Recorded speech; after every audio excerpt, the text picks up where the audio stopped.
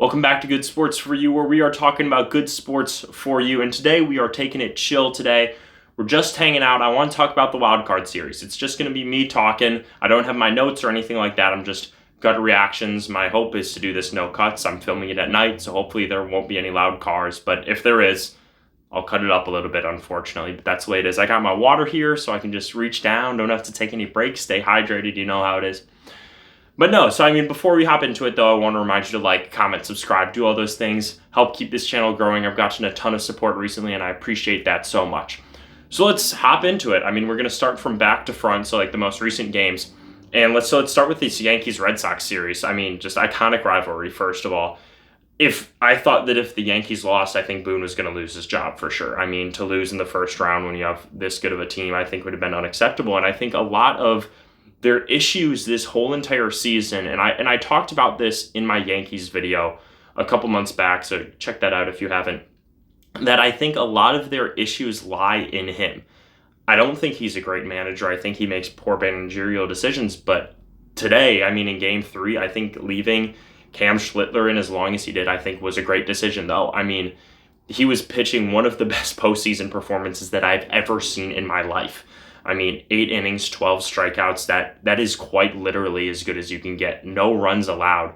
Against this Red Sox team, it's not like they have this A1 offense. It's not like their lineup is absolutely stacked like the Yankees is, but it's still quality. And it's still a big league roster. It's not like you're facing the White Sox or the Rockies, if we're sorry to the Rockies and the White Sox, but So you're facing a good team, you leave this kid in, and he is a kid. He's a rookie, and he was chucking, though, and he chucked the entire game. Have him go all 8. So now they're going to have basically an entirely fresh bullpen because you only needed Bednar in the 9th. Like I said, this was a gutsy performance from this kid, and shout out to Aaron Boone for not yanking him at the first signs of trouble. There were moments in the game where it's okay, this happened here, this happened here. It's they could pull him if they really wanted to, but they didn't. They trusted their guy, and he took them all the way. Also, that Ryan McMahon catch over at third base, diving into the dugout, that was fun. That was absolutely incredible.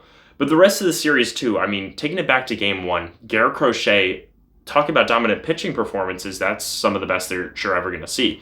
He diced up this Yankees lineup, which is an A1 lineup. For all their flaws, situational hitting, it feels like they're not the best, and sometimes they rely on the home run ball too much.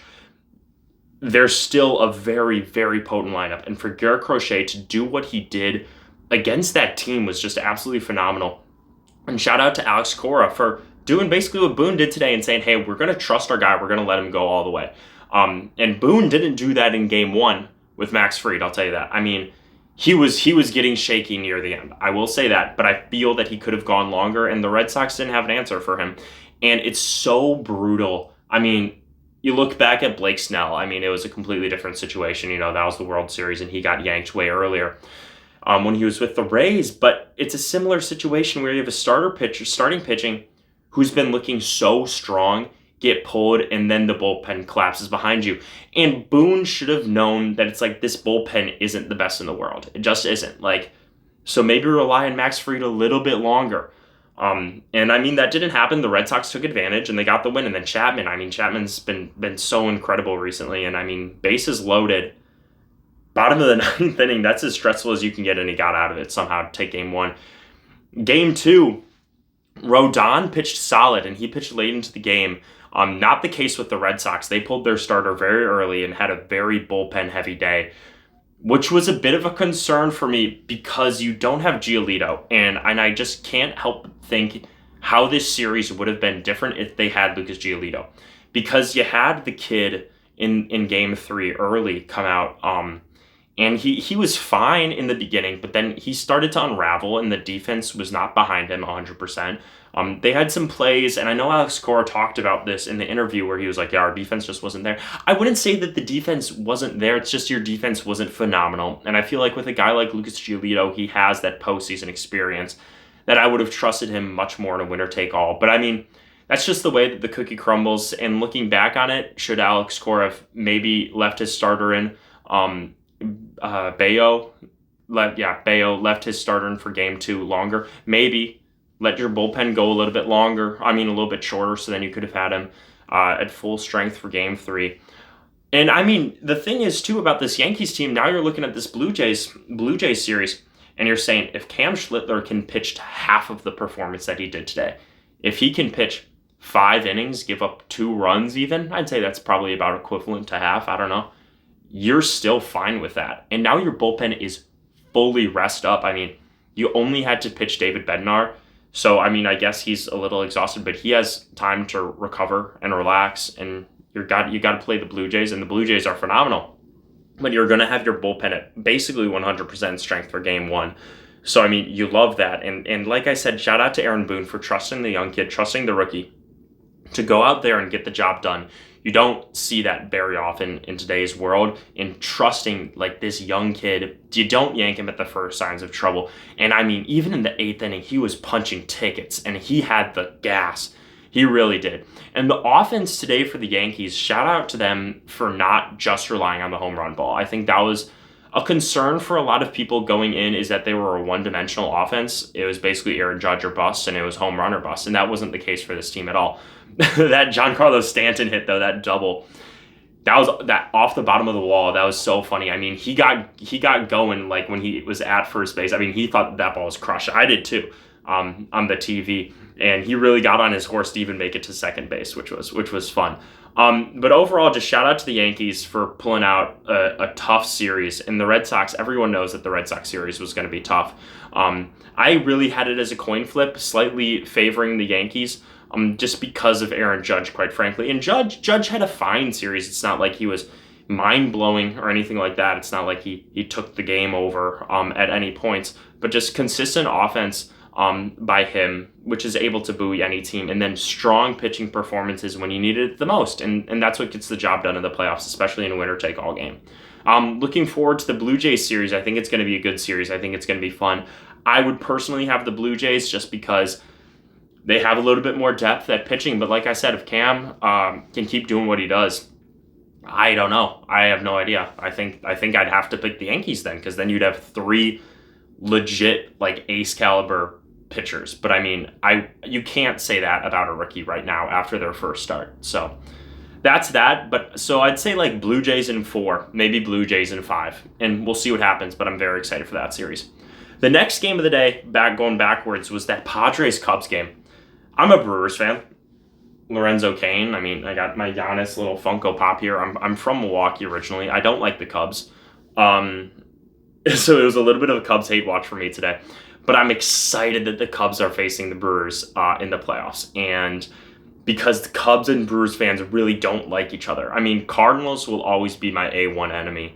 I do not like the Cardinals more than anything else. I'd rather dislike the Cardinals than dislike the Cubs personally. But I mean, with Craig there and everything like that. But this is going to be the first time that the Brewers and Cubs meet in the postseason ever, which is going to be a blast. And that's even crazy to think about because like other divisional rivals, like the Cardinals, they beat us in 82. They beat us in 2011. And the Cubs have never done that yet. And I'm so excited for this series. It's going to be so much fun. But this series was funny, though. It was if you scored more than 2 runs, you were going to win the game.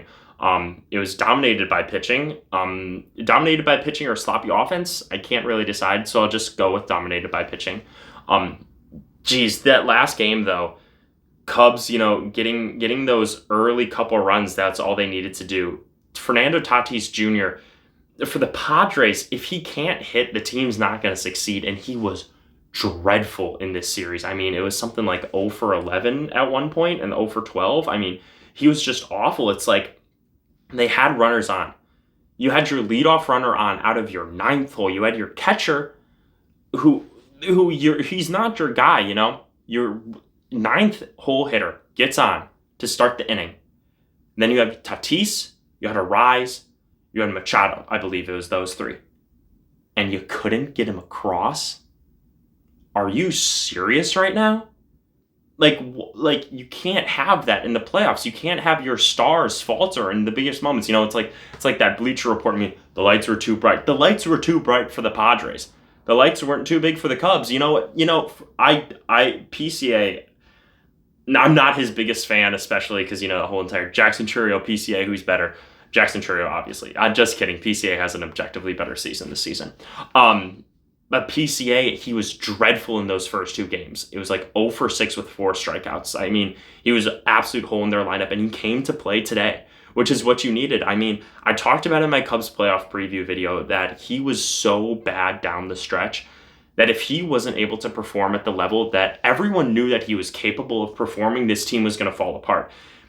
And he turned it around in the game 3, and that is, of course, the game that sealed the whole entire thing. So shout out to them. I thought that they were going to blow it, though. In that 9th inning, I mean, Craig left their guy out, I thought, for too long.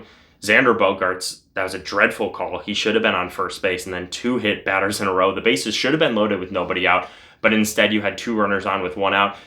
And at the end of the day, too, with that being said, it's like the Padres should have gotten the job done. You have 2 runners on with 1 out.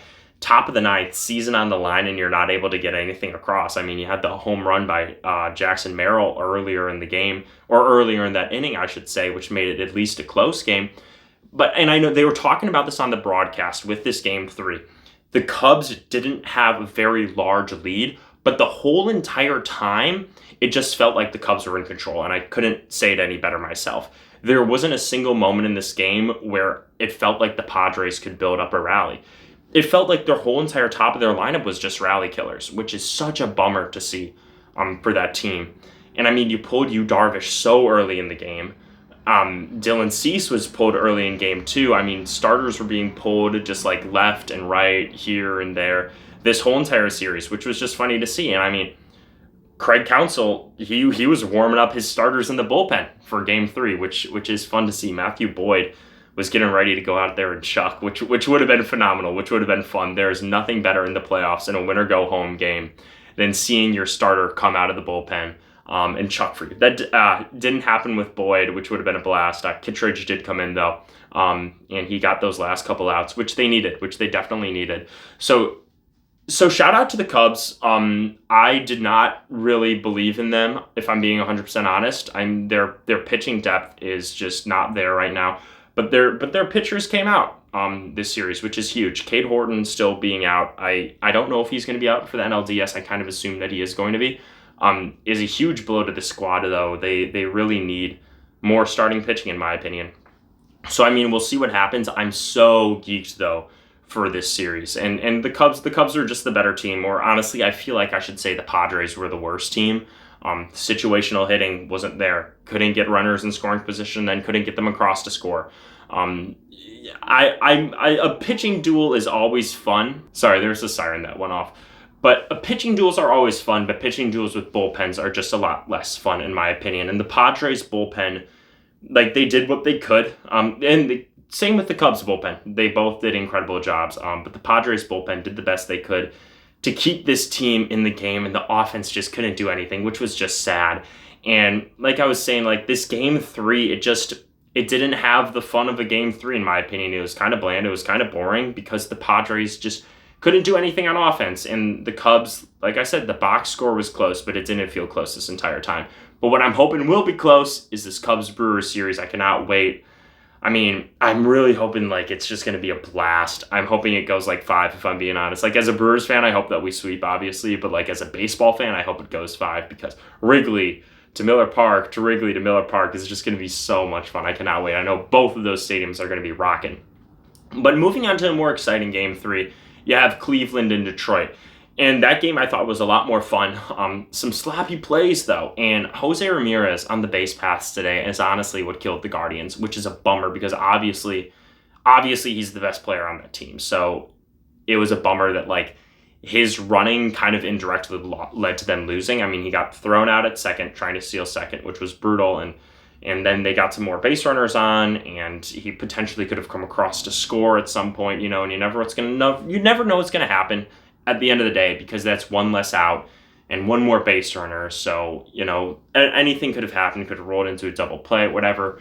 But it just is a bummer that he got thrown out. And, as a manager, I feel like you would say, yes, Jose, run. Obviously, because he's one of the best stealers in the league. So it's a smart decision to make, but hindsight is 20/20, and it hurts to see them lose a runner there because it could have easily turned into a run. And that game was close. And then also you go later on when he made it to first base and Will Vest like dropped the ball, it was right in his glove, kind of went all the way over, and then he ran to second. And again, that just seems like the smart, logical play, but Will Vest threw a bullet over there to second base to get him out. That was one of the best heads up defensive plays I've seen by a pitcher, honestly, in a while. Because it feels so often. You see all the time pitchers can't throw to first base because they're so used to throwing off the mound. But he threw an absolute bullet over to second, which was a heads up play, and it stopped any rally that the Guardians had going. It's a shame though because Progressive Field's such a fun place, so I'd have loved more games over there at home in Cleveland because that place was bumping the entire time. And Detroit, shout out to Detroit. In game 2, their pitching definitely faltered and the Guardians took advantage. But game 1, you had Skubal, who's one of the best pitchers in the entire league, and he absolutely did his thing, and that's what you expect. Going into this next series, though, I don't expect anything out of the Tigers. I know I've been very critical of the Tigers, especially in playoff preview video. I think they can win a game with Skubal on the bump, but I just think the Mariners are the better team at the end of the day. But we'll see what happens. Obviously, I'm hoping for a good series because game 5s are a lot more exciting than a sweep. But the Tigers just took advantage of a poor Mariners offense. Not Mariners, of the Guardians offense. And the Guardians did what they could, especially in game 2. Neither of these teams are great. I don't really know what to say. It was the battle of mid, honestly. So we'll see what happens after that. And then moving on to what I think we all saw coming, the Dodgers swept the Reds. But what I will say, though, it's funny because I was split when I was thinking about this, and it's the Dodgers, when you look at the series, it wasn't as distant as the series would say it is. But it was further away than the box scores would say that it was. Both the games, when you look at the box score, was decently close. The Reds put up a lot of runs, but it never felt that way. The Dodgers never felt like they were going to lose. They had big innings. Their stars came to play. Shohei Ohtani's the best player in the world. Easily, in my opinion. Judge is incredible, obviously, but Shohei also gets it done in the big moments. 2 home runs in that first game, and he crushed those pitches. I was watching that game, I nearly fell out of my chair. He hit that ball so hard. He's such a talented player. He's the best player ever. He's the most talented player ever, in my opinion, and I don't think that's controversial to say at all. But regardless, the Reds were outclassed at every single step, at every single corner. But what I will say is, why did Andrew Abbott not get a single pitch? I saw this clip from a podcast, and they were talking about the Yankees and about how they didn't have Ben Rice playing game 1. And he was talking about the Oregon offensive coordinator, and he was basically yeah, we make plays to get the ball into the hands of our best players.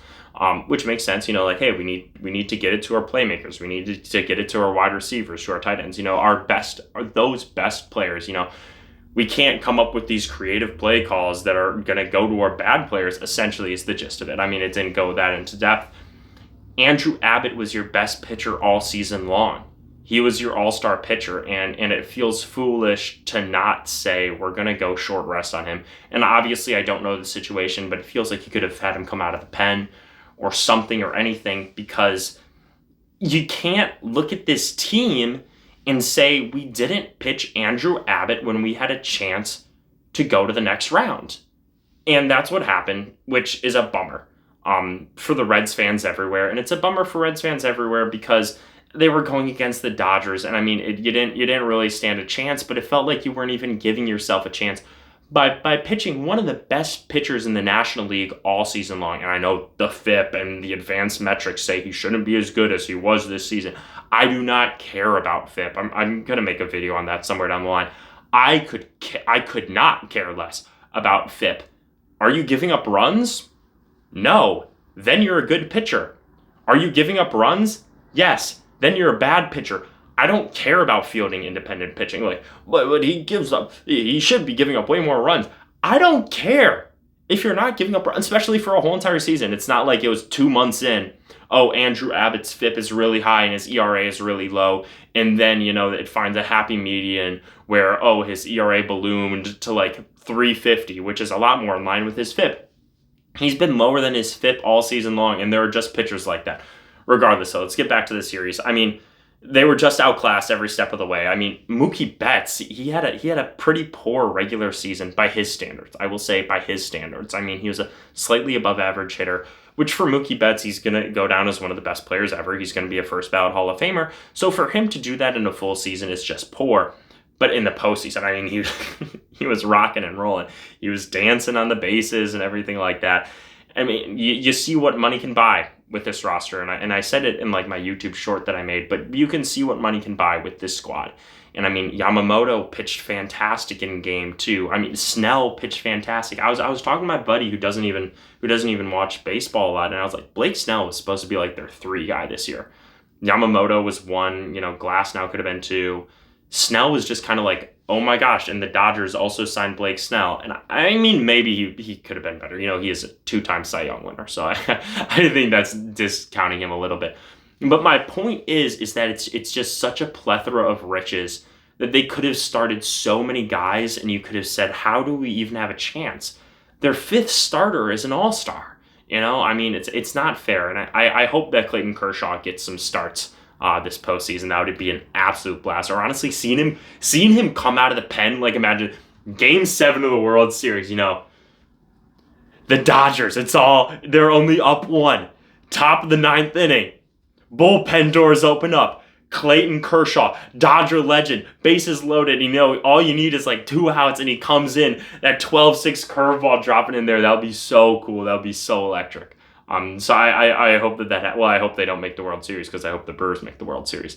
But geez, that would be electric. That would be so much fun.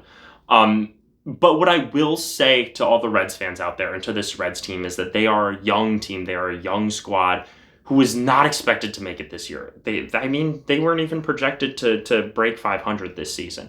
When people were talking about the NL Central, it was the Cubs.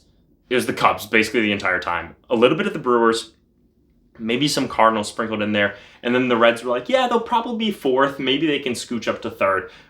But no one was projecting them to make it here. And I mean, if it wasn't for the Mets' downfall, it wouldn't have happened. So I would say to the Reds fans, it's like, just consider it lucky that now your guys have playoff experience, because next year and the years after, the team is going to be better. Ellie De La Cruz is going to be better. Hunter Green is going to be better. You guys can clean up around the edges. That's what good teams do. And I don't think that the Reds is like a poorly ran organization like the Pirates are. So I definitely think that you guys are going to get better, and I think you'll be back next year with a vengeance. But the Dodgers are just an absolute unit, and you have Roki Sasaki coming out of the pen, throwing a hunch. Like, I mean, it doesn't get any better than that. I mean, the team's electric. The team's elite. Their bullpen. But what I will say, though, is that there are some flaws. There are some Achilles heels for sure. They're not a perfect team at all. Their pitching faltered. Their defense faltered. So, like, they have weaknesses.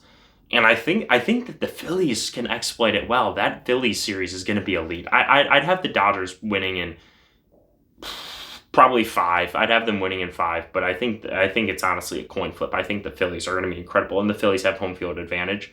And I know that place is going to be absolutely bopping, and that's going to be a blast.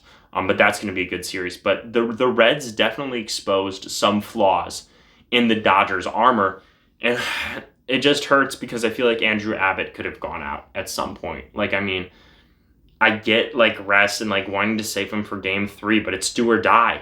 It's do or die at the end of the day. And like I said, I don't know what's going on behind all the closed doors and everything like that. So maybe there was a reason that they said, hey, we're saving him for game 3. Or it could have just been because that's going to be the winner take all game. Or honestly, they could have said, we didn't even expect to be here. And the thing is, too, it's like you pitched him against the Brewers, and I was like looking back, and I was like, why would you pitch him then? And I realized, it's because that if they lost a game, their season would have ended. So I get that, but now your season is done, and he didn't get any innings at all in the playoff series, and I think that just hurts as a whole. But shout out the Dodgers for winning. Shout out to all the teams who advanced. I mean, Dodgers are a fantastic team. The Cubs are a very, very good team. So for all the crap that I give them, they're a very, very good team, and I'm so excited for that series. Shout out to the Yankees for getting the job done. Cam Schlittler really did his thing. That's going to be a fun series against the Blue Jays. And then over to the Tigers. You made it through. I saw a lot of people on like Instagram and stuff saying that the Tigers really just trolled Guardians fans by blowing the division lead to just win. And because, I mean, at the end of the day, it doesn't matter. Their team is advancing and the Guardians aren't. It's just funny. I saw people being like, the Guardians won the battle, but the Tigers won the war. And they did win the war. So, you know, hopefully they can make it a series with the Mariners. I'll be intrigued to see. But yes, that was just my recap of the wild card race, or the wild card series, I should say. I know this was kind of a different style of video. I'm going to be coming out with a playoff preview later today. So I'm excited to get that to you, and that's going to be the Mariners. That's going to be the last one. Oh, and to the Reds fans, I'm sorry I couldn't get a playoff preview in for you guys. I was really trying to. I had it all written out and everything like that, and I was going to film it if the Reds were able to force a Game 3, but unfortunately, like I just ran out of time. I've been doing other stuff that is outside of this because this is not making me money right now. But no, so I'm sorry that couldn't happen. But be on the lookout for that Mariners playoff preview. It should be coming at you real soon. Make sure to like, comment, subscribe. I'd love to have a discourse with you. I know that this was just kind of me talking and rambling, but the purpose of this channel was for me to just talk about ball, because that's what I want to do. And this is really just pure talking ball. I don't have my notes up or anything like that, and sometimes that's what I want. So be expecting some more videos like this at some points, probably after the next series would be my guess. But that's what I got through. Thank you so much for watching Good Sports For You. I had an awesome time talking ball. I hope you had a good time listening ball, I should say. But that's it for me, and I'm out. Peace.